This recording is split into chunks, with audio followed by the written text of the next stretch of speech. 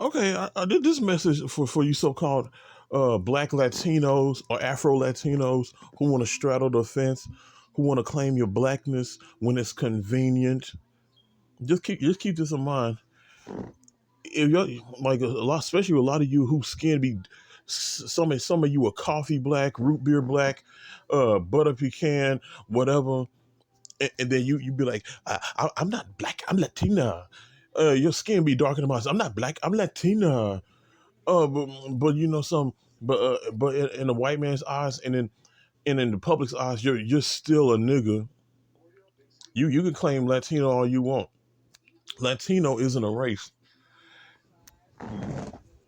but like it don't matter how much like even if you are uh have a Hispanic heritage or Hispanic background, you'll still if your skin is dark enough, you'll still be put in the category of black people. You'll still be discriminated just like black people have, just like that just like Coron Nazario, that military officer who was maced, ironically by another Hispanic, during that traffic stop, and thrown on the ground and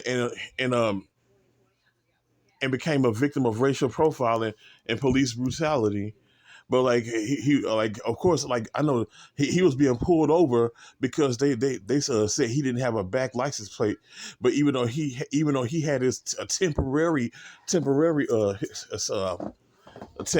in the upper right hand corner of his windshield. They still pulled him over, but like they said they told him 20 times to pull over or whatever. But he was looking for a well lit place to park, and I totally agree with that because they would have. There's no telling what they would have done if he would have pulled over on a dark road where there's no street lights during the pitch black. The only light that shine is the light from the flashlights.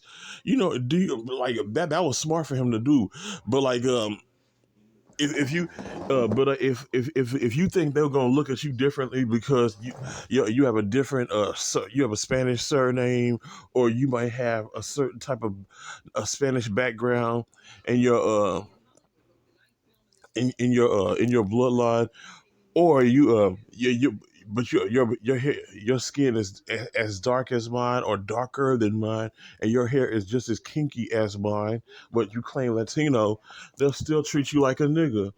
And this military officer found that firsthand, um, about that. And something like when I was of age, I never joined the military.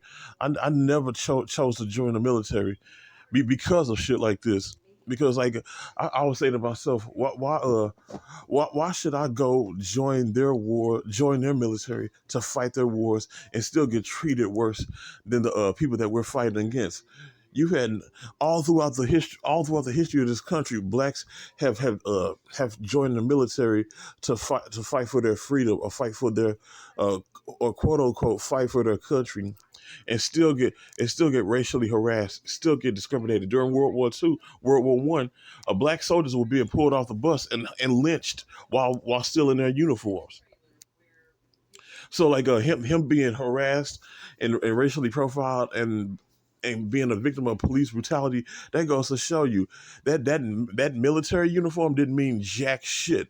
Okay, they saw your military uniform, but over that they mainly focused on your skin color.